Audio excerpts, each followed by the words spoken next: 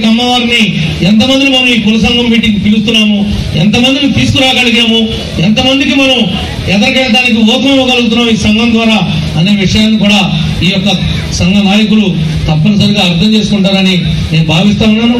ఆ రకంగా ఈ జిల్లాలో ఏ అవసరం ఉన్నా మన జిల్లాకు సంబంధించినటువంటి చైర్మన్ మన దగ్గర ఉన్నాడు. మీకు ఏ ఇబ్బంది ఉన్నా, ఏ మంచి చెట్లున్నా మన చైర్మన్ గారి ద్వారా కానీ, మన మిత్రుడు గన్నాంజనేయ గారి ద్వారా కానీ, లేదంటే మీ పక్కన ఏలూరు వచ్చినప్పుడు మరి నాకు కూడా నా దృష్టికి కూడా తీసుకొస్తే తప్పనిసరిగా అన్ని వేళల్లోనూ అన్ని విషయాల్లోనూ మీకు ఇచ్చే ప్రాధాన్యత విషయంలో ఎక్కడా కూడా రాజీ పడమని చెప్పి ఈ సందర్భంగా తెలియజేసుకుంటూ మీ అందరూ కూడా హృదయపూర్వక నమస్కారాలు తెలియజేస్తాను. జై తెలుగుదేశం, జై జన్మభూమి.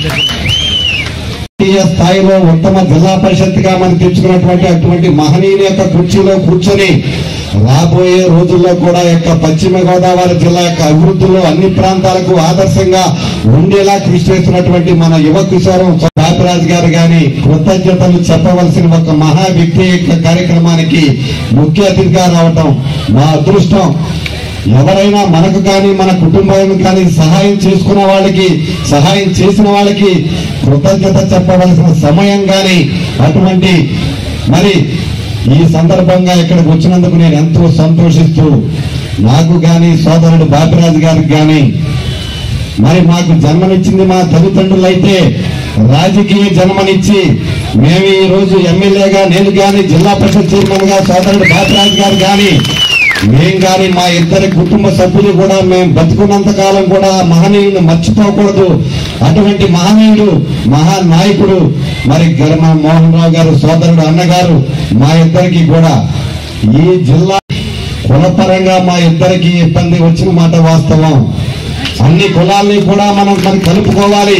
కానీ ఆంజనేయులకి బాపిరాజుకి మనం అవకాశం ఇవ్వలేకపోతున్నామని చెప్పి మరి వేరే చోట్ల వారిని అకామిడేట్ చేద్దామని చంద్రబాబు నాయుడు గారు చెప్పిన సందర్భంలో బాపిరాజు గారికి కానీ గన్ని ఆంజనేయులు గారికి కానీ వారు చేస్తున్న కృషికి, వారు చేస్తున్న కష్టానికి 100% మనం టికెట్లు ఇవ్వాలి. చంద్రబాబు నాయుడు గారు వాళ్ళకి టికెట్లు ఇవ్వకపోతే పార్టీలో కూడా కష్టపడే కార్యకర్తలు తెలుగుదేశం పార్టీ పట్టించుకుంటున్నది ఒక అభిప్రాయం మనకు వస్తుందని చెప్పి ఆయనకి నచ్చబెట్టి మనవాడిగా, మన కులపువాడిగా 100% మా ఇద్దరిని ఇలా మీ అందరి ముందు కూర్చోబెట్టినటువంటి మహనీయుడు, మా ఇద్దరికి దైవ సమానుడు గనక ఇటువంటి కార్యక్రమంలో పాల్గొన్నప్పుడు మరి ఇటువంటి వ్యక్తులు మరి మాకు మా యొక్క జన్మకి అర్థం ఇచ్చిన వ్యక్తుల గురించి చెప్పకపోతే అది మా తప్పు అవుతుందని చెప్పి నేను చెప్పాను. మరి అలాగే కమ్మవారి వాళ్ళంతా కూడా కమ్మ కులం అంటే అమ్మ కులం. అన్ని కులాలకి కూడా మరి అమ్మగా ఉండే అమ్మ కులం, కమ్మ కులంలో పుట్టినందుకు మనం అంతా కూడా గర్వపడాలి, ఆనందించాలని చెప్పి నేనంతా కూడా కోరుకుంటా ఉన్నాను. మమ్మల్ని అందరినీ కూడా ఉన్నత పదవుల్లో చూడాలని, మీ యొక్క విలువైన శక్తిని, సంపదను మరి యొక్క పార్టీ కోసం కానీ మా కోసం కానీ వెచ్చించి ఇవాళ మేము ఈ స్థానంలోకి కూర్చోబెట్టిన ఘనత మీ అందరినీ కూడా సవినయంగా మీ అందరికీ కూడా మనం చేస్తా ఉన్నాం.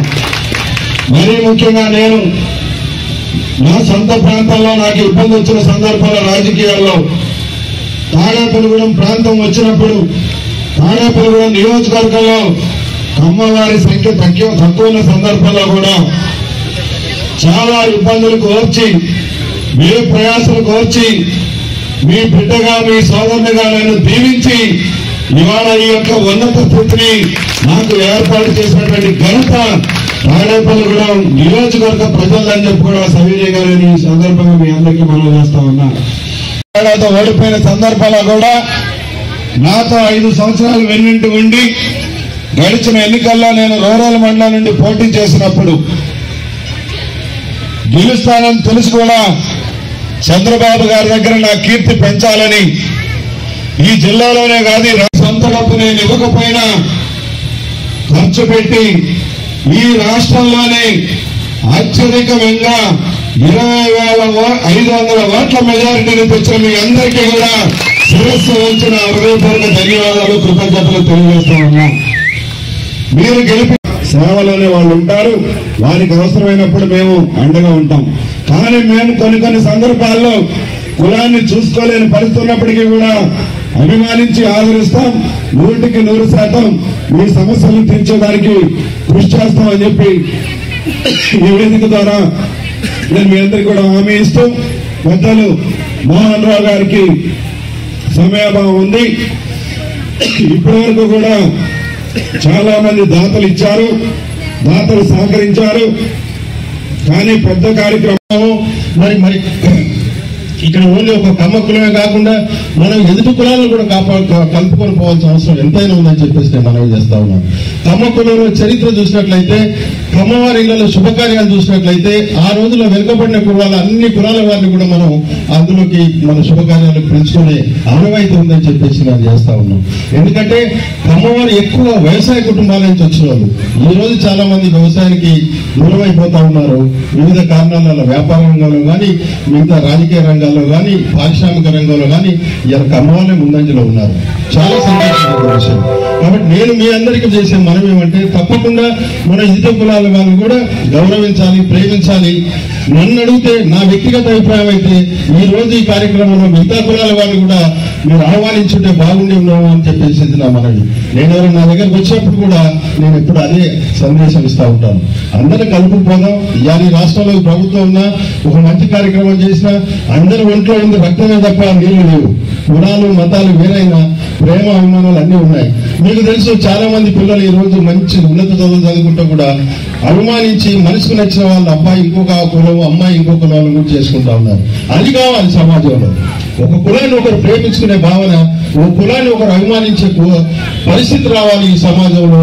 ఎందుకంటే ఎనకటి రోజుల్లో కూడా మన ప్రభువులు పాలించారంటే, రాణి రుద్రమదేవి పాలించినా, ఇంకా లేకపోతే శ్రీకృష్ణదేవరాయలు పాలించినా, వీళ్ళందరూ కూడా అన్ని కులాల్లో ముఖ్యంగా బడుగు బలహీన వర్గాల్లో ఆ అభిమానం చూడగొన్నారు. కాబట్టి ఒక్కొక్కరు 30 సంవత్సరాలు, 40 సంవత్సరాలు, 100 సంవత్సరాలు కూడా ఆనాడు కమ్మ సామాజిక వర్గాన్ని పరిపాలించాలంటే వారికి ఎంత దూరదృష్టి ఆలోచన ఉంది అని మీరు ఒకసారి గుర్తుంచుకోవాలని చెప్పేసి మీకు మనం చేస్తా ఉన్నాను.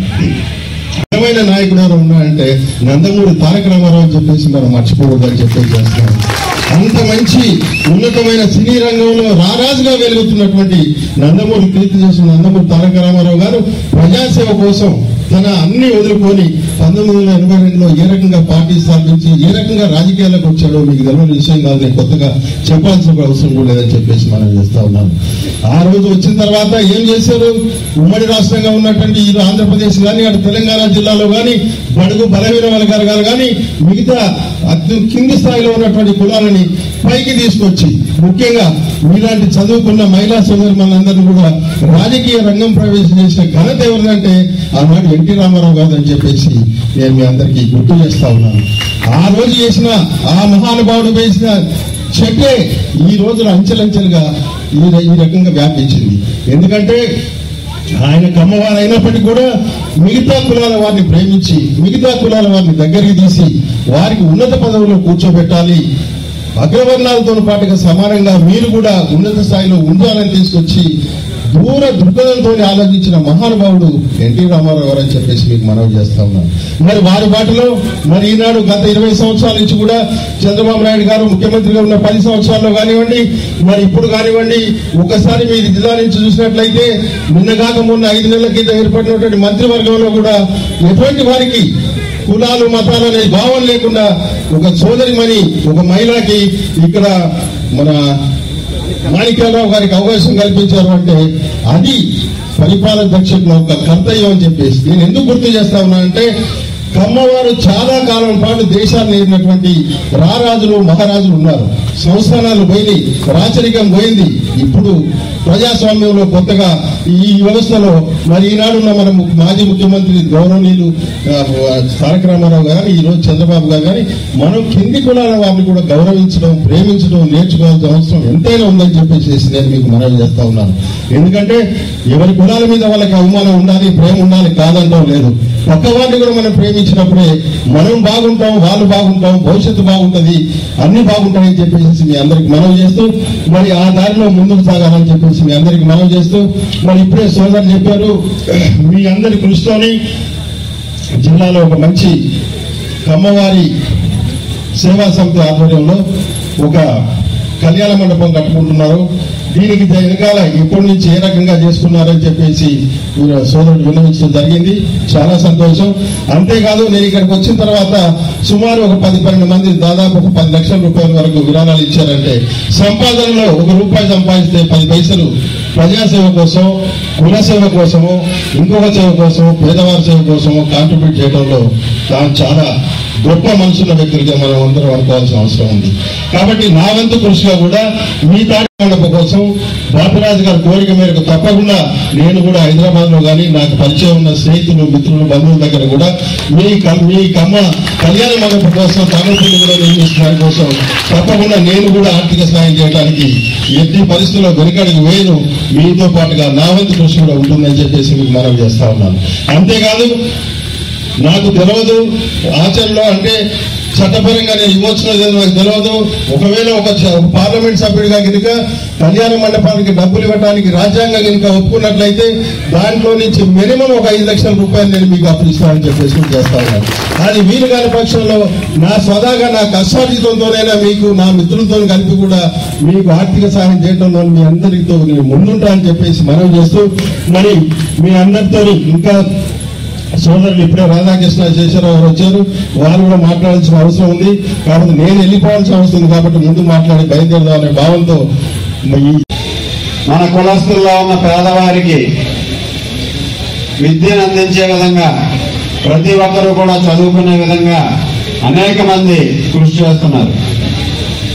ఈరోజు మనందరం కూడా మనం సంపాదించిన దాంట్లో కొంతమేర సామాజిక కార్యక్రమాలకు కూడా ఉపయోగించి అమ్మవారిలో ఉన్న ప్రతి ఒక్కరూ కూడా ఆ రోజుల్లో తెలుగువారి ఆత్మగౌరవాన్ని కాపాడి తెలుగు జాతి యొక్క పేరుని ప్రపంచం నలుమూలలా వ్యాపింపజేసిన మహనీయుడు. అటువంటి మహనీయుడు మనందరికీ కూడా ఆయన ఆదర్శంగా నిలిచి ఆయన ఆదర్శంతో ప్రతి ఒక్కరూ కూడా సేవా కార్యక్రమాలు, సంక్షేమ కార్యక్రమాలు నిర్వహిస్తూ అలాగే గౌరవనీయులు ముఖ్యమంత్రి శ్రీ నారా చంద్రబాబు నాయుడు గారు మన అందరిలోనూ కూడా ఆత్మవిశ్వాసాన్ని నింపి ముఖ్యంగా గత 10 సంవత్సరాల్లోనూ కూడా కమ్మవారిలో అందరూ కూడా ఇబ్బందులు పడే పరిస్థితి ఏర్పడి వ్యాపారస్తులు కానీ ఉద్యోగస్తులు కానీ అందరూ కూడా ఈరోజు అనేక ఇబ్బందులు పడ్డ పరిస్థితి ఉంది. ఈరోజు అటువంటి సమయంలో మనందరిలో కూడా ఆత్మవిశ్వాసం నింపిన నాయకుడు చంద్రబాబు నాయుడు గారు.